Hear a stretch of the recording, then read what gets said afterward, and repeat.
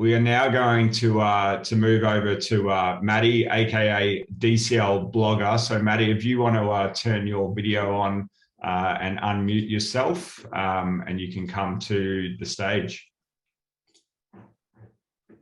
Hey, how are we doing? How are you guys? Brilliant. Hopefully you can hear me okay.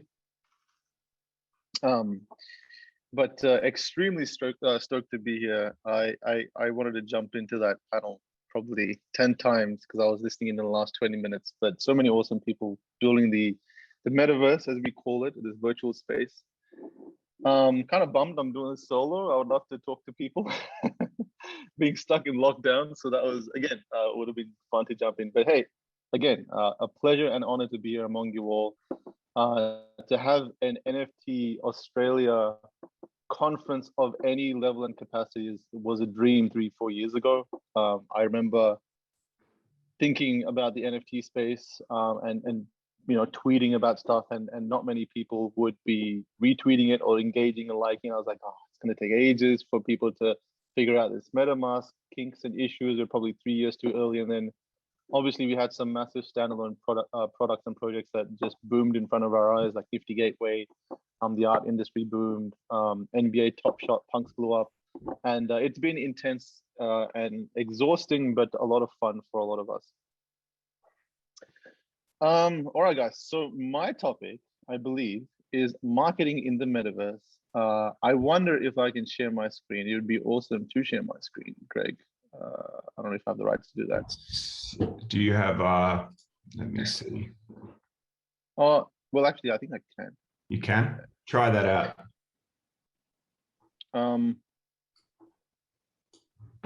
Yep. Awesome. Yeah, we got you. All right, sweet. All right, guys. Definitely want to talk a little bit about my sort of experience prior to this. I've got about 20 minutes, and I would love to tell you a bit about myself, how I got started, and how all this sort of made sense to me, and how we kind of saw the space going. But if you've known me or my journey, I've been in the NFT space for 3 to 4 years. At that time, I didn't think I was early at all. It's funny, you never really think that you're early. Let me just hide this. Oops. Yeah, you never really think that you're early, which, whenever you get in, like obviously 2017, we were what, 6 to maybe 7 to 8 years late in blockchain technology. Who knew that there was this NFT sort of thing that was bubbling up and everyone was going to get really NFT hype, right? No one really knew it back then. But what I did know back then was there was people collecting cats and images and some sort of collectability, creator, culture, artist stuff going on in the NFT space. The way I got into NFTs was I liked the logo of Decentraland. And it was like this little logo that had this little island on it or something. And I was like, oh, Decentraland sounds like a game. Clicked it, and joined the Discord, and then boom, like hundreds of people buying and selling virtual land. Totally blown away with what was going on. Back then, the industry had no terminology for NFTs as a whole. People were kind of calling them crypto collectibles, art, virtual land. It was very broad. But anyway, it went from that to slowly learning a lot about the virtual land, virtual worlds, and what they can do. So I was first introduced to virtual worlds, which are part of the metaverse. But then kind of learned that, hey, wait a second, to build these virtual worlds, we need things like art and all that sort of stuff. So as the art industry grew and the collectible industry grew, I pushed myself to go and learn, just knowing that they'd be heavily integrated among each other. And many of the panelists talked about this process of interoperability, and that is the coming together of this metaverse or this connectivity that Ethereum can help out to grow, and other blockchains, of course. And I think that became really, really compelling to a lot of us, definitely myself, suddenly realizing, wait a second, if I buy a sword in one game, shouldn't I be able to use that sword in another game if those two projects and games can talk to each other? And then suddenly that sword becomes a ticket to open up doors to a virtual club. Suddenly that sword becomes, or that NFT really, it can turn into a sword, maybe turn into a car in another game, or a ticket, or an access pass in a Discord. You can fractionalize it. So suddenly all these things, like over my time, 1 or 2 years, start to make a lot more sense. And anyway, I started a Twitter profile and my social channel. So I'm a marketer at heart. I come from this space with 6 years of marketing experience, or kind of just learning on the fly of how to bring social awareness to my projects and products. So as soon as I got into the NFT space, I remember learning to flip virtual land, and I was like, oh, this is great, right? I learned how to flip virtual land. I was doing it quite successfully. And my initial reaction, I remember back then, was to start a course and start selling the course for $200, because I had made my money by selling course and content to the stuff that I'd successfully done in the past. Very quickly realized that there's better ways to do things in this new Web3 space, and that we shouldn't really be bringing too much Web2 sort of business models to this space. So, went on to explore that eventually. But definitely wanted to go through some early ideas that people had that kind of went on to play a big role in the future, or where we are in the current role. So marketing in the metaverse, what did we assume it would look like back in the day, and what does it look like now? I guess the virtual worlds were perceived as a big part of the metaverse. So if you've been into Decentraland, you may have seen sceneries like this. People going around and playing games. Let me see. So Kraken did like a party. There's crypto voxels, which I'm not sure if I've got an image up here. You've got MetaMask building. So MetaMask did an official sort of a launch. You can see people doing conferences, or they've got a musician playing over here. So back then there was literally about 20 people per events rocking up in these virtual events. It was pretty interesting.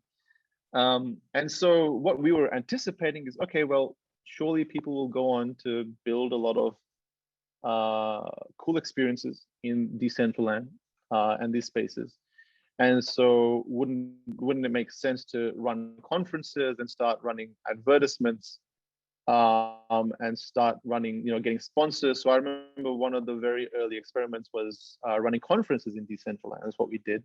And this was the DCL core team, which is what we called it. And there were a few of 3 to 4 of us that started to build this space. And you can see GDA Capital were here. I think there were sponsors on this one, but we had CoinGecko and OpenSea, I believe, sponsored our first sort of conference. And so that was our way to kind of market / they were kind of experimenting with marketing in the metaverse, maybe connecting to these events. And I remember they didn't continue with the sponsorship because back then there wasn't that many people. But now if there's a virtual event, absolutely we'd get sponsors, right? Some other cool models that we have seen is a really good friend of mine. His name is Chris. He runs NFT Plazas. And he had this really cool idea, and totally have to show you guys this.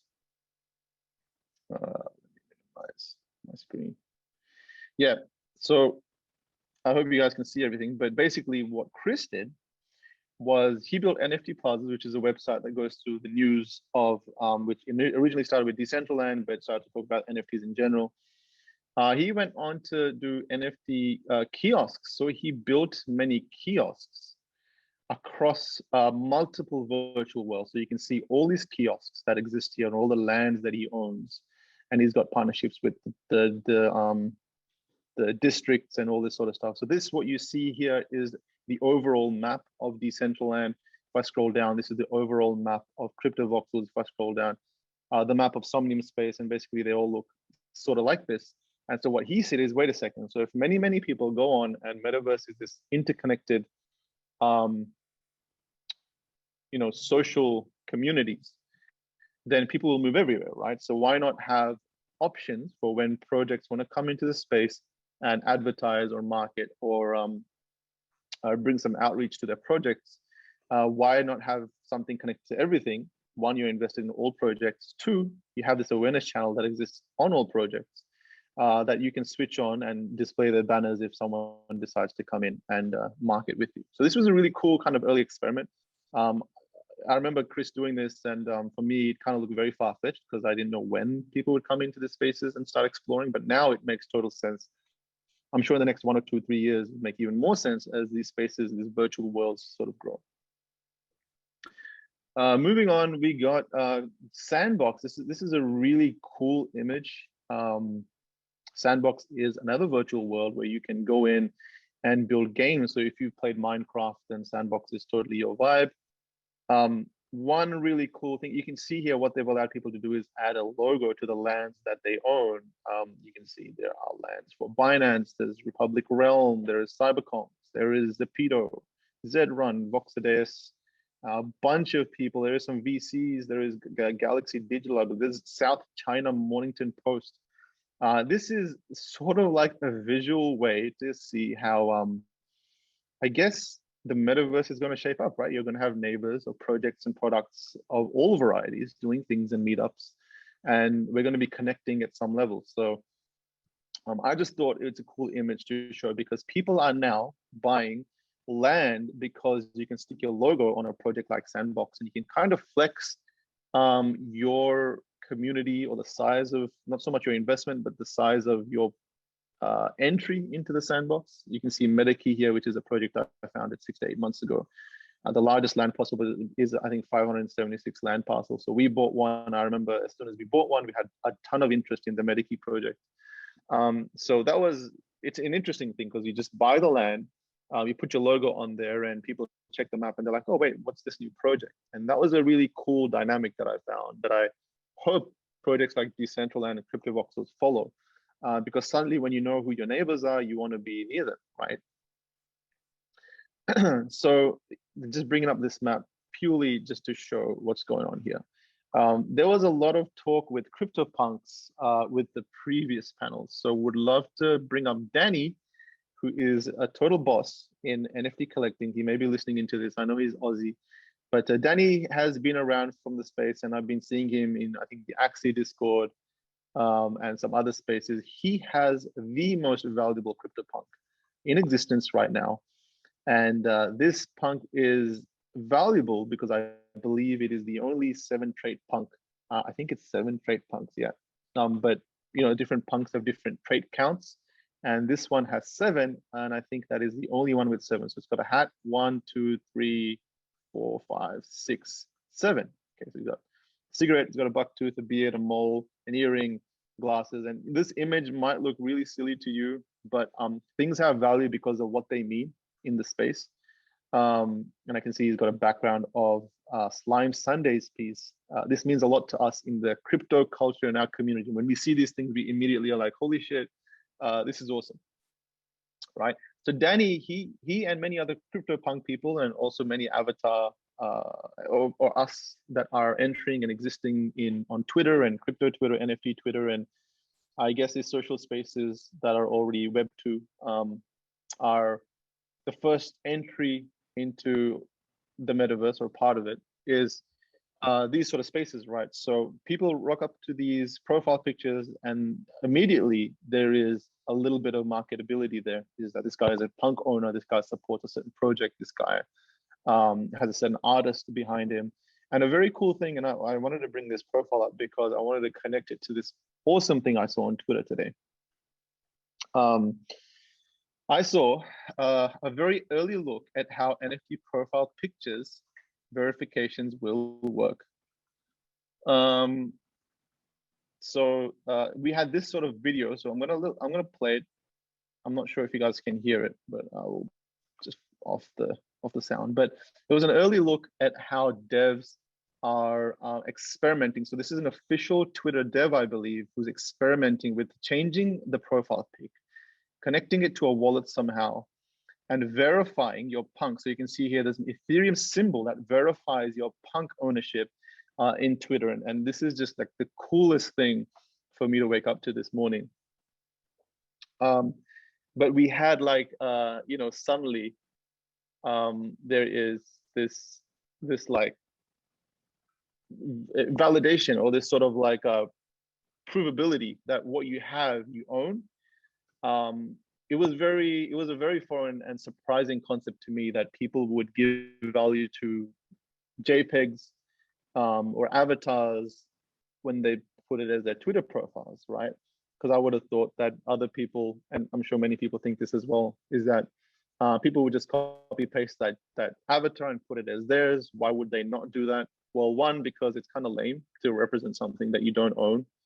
and people will ask you that we're realizing this now, well, I'm realizing it now, that only the official person and the society or the Twitter society as a whole kind of looks at this and verifies it.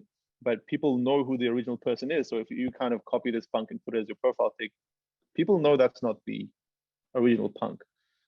So this little verification badge is a cherry on top, because suddenly it is the moving or that transition, that bridging process that's happening from Web 2 to Web 3. By the way, guys, if you're asking comments and questions, I cannot see anything because I am not listening to the comments. Matty, I'll throw a few from the audience to you, maybe in the next sort of 5 or 6 minutes, if that suits. Yes, please. Yeah, I can't read them because I'm just looking at the screen. So yeah, no problem. Yeah, awesome. Thanks, Greg. I'll end up in a few minutes. But yeah, this was really cool. And I thought, like, you know, people are signaling their entry into the NFT or crypto space by changing their profile pic to an avatar, or by buying a piece of art. You know, Snoop Dogg bought alien punks, and then he went on to buy X copy art, and suddenly everyone's like, oh, like Snoop Dogg's into the NFT space, and we can know how deep he is because he's gone on to buy Rare Pepe. And you know, that signaling of what NFTs mean, or the ownership of them into the NFT community at the very least, maybe not the broader community, is pretty cool, right? So now if Snoop Dogg was to do more, like run concerts and things, he has a little bit more of an anchor into the space.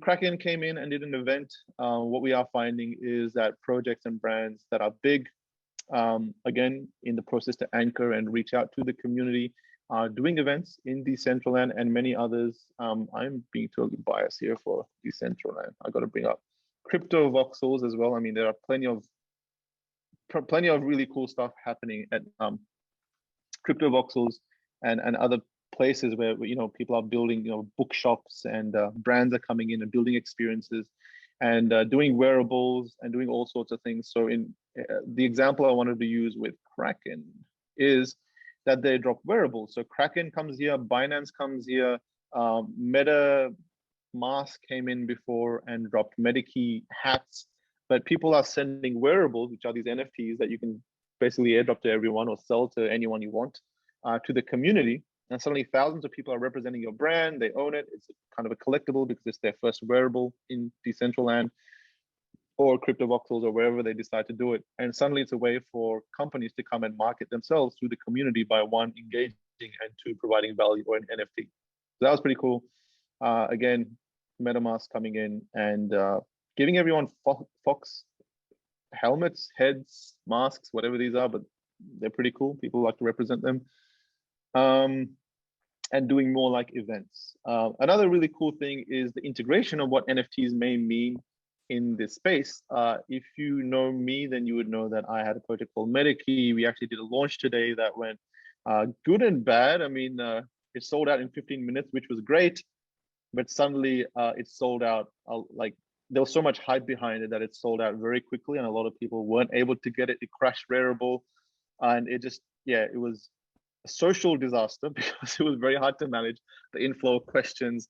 And what we're realizing is that the grand vision of having a community invested in projects and part of projects that you know you can deliver on is great as a concept, but to get there is a big process of trial and error of doing things and trying to get it right multiple times. But now, like, it was awesome to sell out and get that capital, but at the end of the day, it's the community we're interested in, right? So what we look for is the distribution. 2,300 owners own them out of 7,500. So on average, one person owns 3. We'd like that distribution to be at a higher percentage. So anyway, invested communities, how they operate, the data behind them is also still being explored. The tech and the bridging behind them is still being made a thing. But last point I'd like to make before we jump into some Q&A is the idea of how NFTs or tokens, in this case, it's a fungible ERC1155 token. In this case, you can use the Metakey, and I'm sure you can use any other token you'd like. On our website, Crypto Art Pulse, and this is one of the many things you can do with the Metakey, is you can go to cryptoartpulse.com, which is a website me and my friend made that tracks the sales of Nifty Gateway. A cool thing you can do is log in using your MetaMask, and it picks up that you own X amount of Metakeys. and then you can create an ad and put your ad image up there and your advertising slots. So you can put in, what dates you'd like them to be displayed, and then boom, it displays right here. So suddenly media ad spots, and this is just an experiment, right? I'm sure some projects can go on and run with this. The NFTs that you are selling, they may be art. So here it is just an art piece, but it's more because you can build unlimited amount of utility to this. So Discord, you can turn this NFT into a sword in a game, as I mentioned earlier. But this is a really cool one that was on topic, so I thought I'd bring it up, which is the ability to interact with ad spots. And I'm sure maybe you can do this in virtual worlds as well, where you can integrate, maybe someone can have a building and you can add your banner on that building if you own a certain NFT. But yeah, I hope I covered a little bit about marketing in the metaverse. We are still at very baby stages of everything, even though it kind of look like we're getting to some maturation, but far along the way of getting there. Thanks, Matty. We have had a few questions in the Q&A coming through, and encourage everyone that's on Twitter to really use that hashtag NFT Fest Oz AUS. I think it got as high as 8 trending in Australia earlier this morning. So let's bump that back up if you've got any questions or you just want to give your thoughts in general. Matty, the first question off the top, someone actually wants to know whether you still own the 60 Minutes NFT that you did earlier this year. Yep. It's a long huddle for me. Okay, excellent. We have from Aldridge Joseph. Matty, are there any upcoming innovations that are not widely adopted in the metaverse or NFT space that you think marketers can tap into? Upcoming. I think there's experiments that are in the virtual spaces, like how do you bridge your social awareness from Web 2, like Twitter, etc., to bring them into experiences in the in virtual events, or how do you sort of use that into Web 2 sort of marketing strategies? But when the word metaverse is said, this is a question back, but is that regarding, say, something like Decentraland and crypto voxels and what all of that means, or is it sort of like how NFTs sit sort of everywhere? Yeah, I think it's more around the crypto voxels and Sandbox, etc. Yeah, untapped. I would say like wearables, and people need identity, and people want to represent that identity by being a crypto punk in a virtual world, or by wearing clothes of a certain artist or a certain brand. So sort of experimenting with how people can represent you over there, running conferences. I think something very underrated that can be done on a very aggressive scale and have a lot of impact is event organizing, because suddenly there are not many people that are event organizing efficiently in virtual world. There are a handful, and they're doing a great job. But I think there's this bringing process to these metaverse virtual worlds that people can utilize their already grown social accounts. So I remember when I was running conferences in Decentraland, I was using my Twitter profile to bring people into them. And the beautiful thing about crypto voxels and Decentraland and some others is that a link to the virtual world works on your browser, and that's all. You can tweet and say and put a screenshot of the meetup and put a link to it, and suddenly you can bring in a ton of people from your social channels and teach them about that space. So I think there's those things, there's wearables, there's it's a long process of trial and error and growing your kind of community and getting them accustomed to those spaces as well. That's part of the process. Thank you. And one of the other questions we had from Matthew Pearson that really is in a similar vein to that one before, and I think I know what the answer is going to be, but Matthew's wanting to know, would love to know more how to actually run a virtual conference in Decentraland or Sandbox. Where do I source more information and intelligence in that space? Or maybe even, I think he said that NFT Fest, if there was a version 2, could be in that virtual land. So you'd need a venue that has a Zoom screen attached to it, so that basically people can jump on a Zoom and that can get auto streamed in Decentraland or crypto voxels. And usually you can go into any of these Discords and ask around and see if there's any event organizer you can connect up with. They're 98% of the time they will be. You can get in touch with me, and the Metakey community are going to start running conferences about different projects and screenings and all that sort of stuff. but there's way more people. I know there's people in Decentraland, there's Kevin on Earth, there's Peanut Butter, there's this influencers / event organizers that are doing that, so they could bridge the gap for you. But I would definitely start with just asking the question on Discord. Yeah, we have a question from Chris Chambers who's asked, are there any demographics on who's actually buying NFTs right now? Buying NFTs, I'm not sure. Existing in, I guess, different NFT spaces. I think there's a little bit of demographic details. I know Axie Infinity recently tweeted something where it said the demographic is 40% female and 60% male. That was great to see that balance forming in a very tech-heavy, usually male-dominated. Like gaming is kind of predominantly male, so that was cool to see. Again, when you go into Axie Infinity, they tweet a lot about a distribution worldwide, about people in Philippines, people in India, and people in Vietnam, people in the States, America, UK, etc., all participating. Specific broad macro data on NFTs and their demographics, they may exist, but personally, I wouldn't know. We have a security question, and I think that you put out a tweet storm recently, Matty, around sort of securing your digital assets. But Tiffany asked, can you share any tips on how to stay cyber safe in the metaverse? There is a massive tweet on that. It is such a deep topic, and I hesitate to say, because if I'm wrong, then that's a big deal.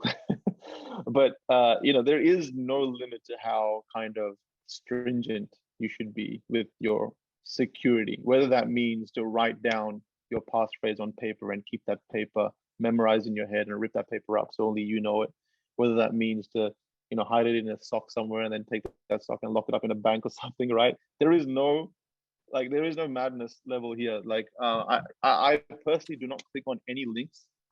I personally don't respond to any DMs unless they are 100% known people that I have interacted with before, so there's a message history. I personally click on links maybe using a phone that isn't easily, you'll have to jump in your Trust wallet, and from there you have to buy something. People can't simply hack your phone, so that's one way. I 2FA, 3FA as much as I can, everything. I listen to people that have gotten scammed and what they did to secure it and other people's opinions.